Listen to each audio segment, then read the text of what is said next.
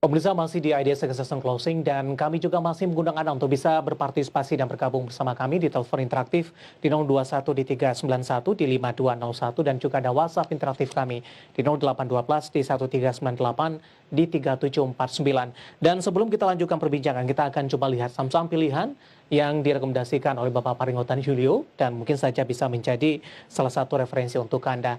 Dapat Anda saksikan di layar televisi Anda, pemirsa, ada Tower, kemudian juga UNTR, PTBA, kemudian juga ada INDF ini. Cukup beragam.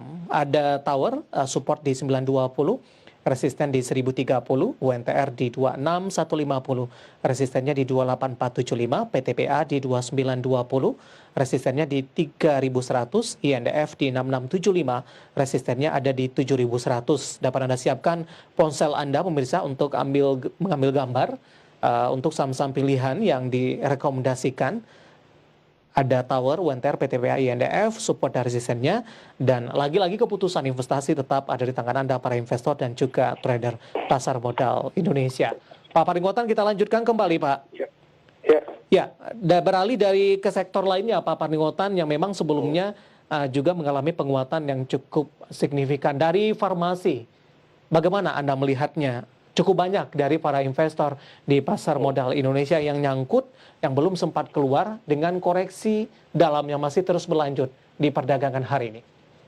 Iya, habis kalau kita lihat memang kenaikannya dari sisi farmasi ya, yang kemarin itu kalau dibilang sih agak luar biasa ya.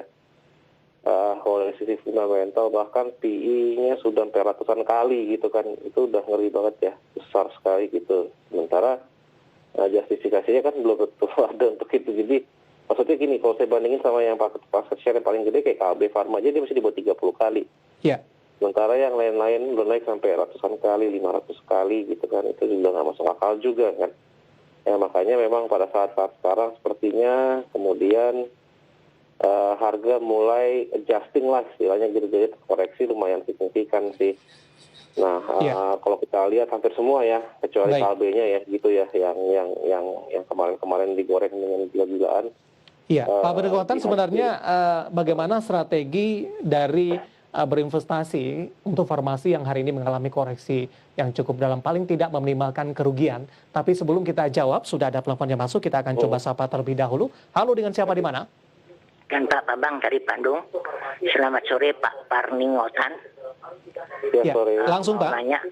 Mau nanya saham, dua saham ELSA dan saham TPLA. Saya sudah punya ELSA di 330, terus saham Tunas Baru Lampung di 1000. Kemudian analisa untuk support resisten dan target sampai akhir bulan Januari ini berapa dan bagaimana? Terima kasih. Terima kasih Pak Bambang yang ada di Bandung, ELSA, TBLA, dan Pak Bambang salah satu penelpon setia kita nih, Pak Paringotan.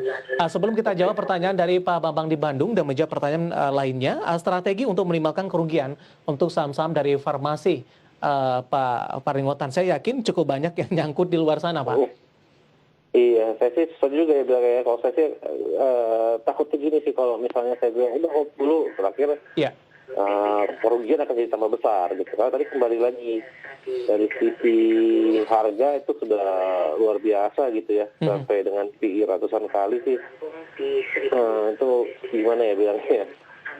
Udah nggak logis juga sih gitu. Sementara market leadernya aja udah cuma di 30 lah, cuma 28 sampai 29 kali gitu. Jadi kalau saya pikir sih memang sebaiknya kalau udah begini, apalagi memang harus Bapak jualnya kenceng, ya udah keluar aja dulu deh daripada nanti tambah dalam kan gitu ya istilahnya. Pak Paringotan, kita akan coba sapa telepon kembali. Halo, dengan siapa di mana? Selamat sore Pak David, Giantoro Bandung Pak. Silakan Pak Giantoro, langsung Pak. Iya, selamat sore Pak Paringotan. Saya mohon bantuan untuk analisa saham Aisyah dan Friend Pak. Baik. Iya. Di level berapa Pak, ini? support dan resistennya Aisyah di 372, Friend di 71 Pak. Baik. Iya. Itu saja Pak Giantoro ya. Baik Pak David, terima kasih. Baik, selamat terima sore. kasih juga untuk Pak Giantoro yang ada di Bandung.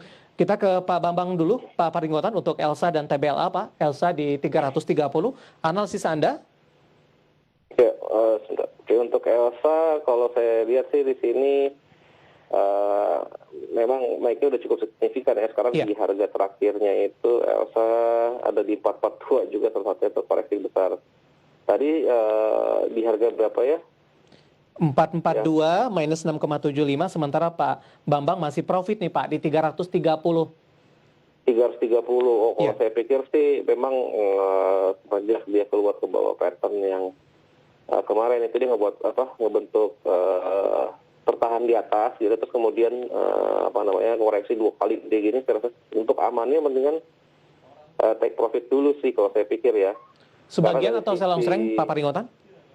Sell aja deh, apalagi kalau misalnya besok kemudian masih ada tekanan jual langsung turun gitu ya, minus, saya rasa sih lebih bagus amannya sih gitu ya, untuk sell dulu gitu. Karena tidak harus menunggu akhir bulan sesuai dengan pertanyaan Pak Bambang? Kalau saya sih kan nggak bisa ngeliat dari kayak gitu ya, karena saya lihat sekarang adalah setelah dia naik 1, 2, 3, 4, 5 hari, seminggu lebih gitu ya, kenceng, terus kemudian harganya cenderung tertahan dan langsung ada selling pressure yang gede 2 kali, ya lebih baik kita melindungi keuntungan yang sudah ada kan gitu ya. Baik. Gitu Pak Bambang yang ada di Bandung Elsa direkomendasikan sell. TBLA Pak, Tunas Baru Lampung Pak Paringotan di 1000. Hari ini koreksi 4,57%, 940. Sudah minus ini untuk Pak Bambang di Bandung? 940 berarti dia sudah membentuk lower high, lower low ya. Kalau low terakhir itu kan di 950, berarti ya bisa dibilang sudah relatif berbalik trennya yang menjadi bearish ya. Kalau saya sih mungkin akan lebih cut loss dulu gitu, karena nanti dengan tren yang bearish seperti ini kemungkinan dia masih akan, atau probabilitasnya untuk turun lagi ke level let's say 865 itu jadi lebih besar. Baik. Nah, palingan saya ngeliat besok gitu sih. Jadi kalaupun dia rebound nanti mungkin akan mendekati ke level 950, 955, 960. Terus kemudian nggak kuat, saya turun lagi. BBC gitu sih kalau udah cenderung bearish. Pak Bambang yang ada di Bandung, Elsa TBLA. Sebelum menjawab pertanyaan Pak Giantoro dari WhatsApp Interaktif, kita akan coba sapa Bapak Alif dari Surabaya. Terima kasih Pak Alif sudah bergabung. BMTR sudah ambil posisi di 300, di hold atau di cut loss, Pak Paringotan? Di 300 ya? Iya. Oke, saya harus cek BMTR sekarang itu di 288 ya. Hari ini tertekan cukup dalam, minus di 2,70%. 300 di hold atau di cut loss? Jadi kalau saya lihat di sini ada supportnya di level 280 ya. Ya 280 betul. 288. Penutupan hari ini? 288, betul. Jadi kalau saya rasa sekarang ini lagi menguji support, mungkin kalau dia misalnya pada perdagangan esok mulai terkoreksi, terutama kalau turun ke bawah level tadi, mungkin itu bisa dipertimbangkan sih untuk cut loss. Kenapa? Bukan apa-apa, karena puncaknya ini sudah membentuk lower low. Oke. Kalau dia break ke bawah 288, berarti dia akan membentuk lower high sudah, tapi sekarang kalau dia break ke bawah 288 dia akan membentuk lower low. Baik. Yang mana kalau di technical istilahnya itu bearish kan gitu ya. Oke, cut loss untuk Bapak Alif di Surabaya, untuk BMTR di 300. Pak Giantoro di Bandung, Aisyah di 372, Pak Paringotan. Ya, untuk Aisyah 372 hari ini kalau kita lihat koreksi cukup dalam, 362 ya. Betul. Di supportnya sebenarnya ada di level 344 sih, relatif masih agak jauh. Tapi kalau saya sih agak lebih ngelihat ini kecenderungannya akan lebih bearish. Dari sisi moving average sudah berbalik arah ke bawah, terus juga ada jadi resisten. Kemarin ketahan berapa kali tuh, jadi terus malah berbalik turun. Jadi kalau saya sih agak lebih tinggi, merasa kalau probabilitas ini akan turun dan menguji setidaknya ke level 388 gitu ya. Betul. Ke level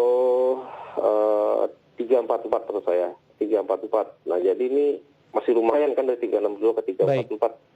Tapi yang jelas kalau menurut saya sih agak lebih cenderung probabilitasnya lebih besar ke arah turun sih. Iya.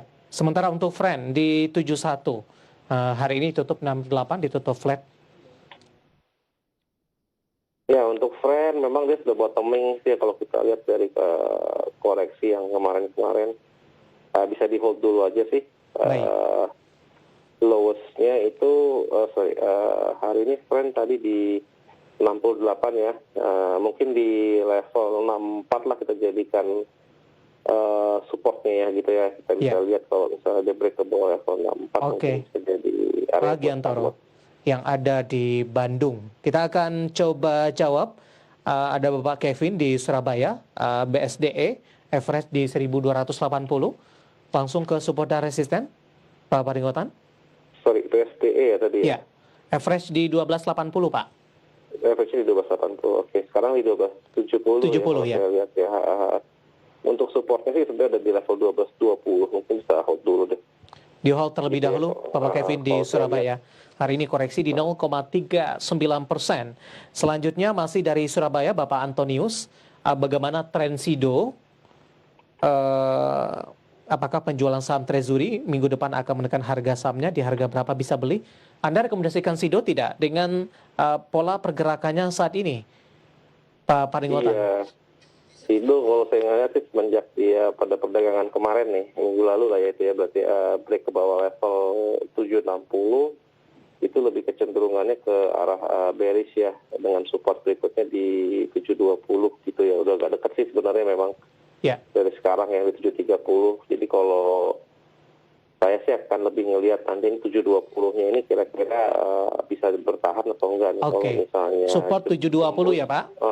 Betul. Baik, Pak Antonius di Surabaya ingin masuk ke SIDO, level 720 bisa diperhatikan.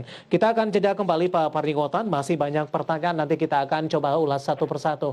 Dan pemirsa tetap bersama kami, ID Second Session Closing akan segera kembali sesaat lagi.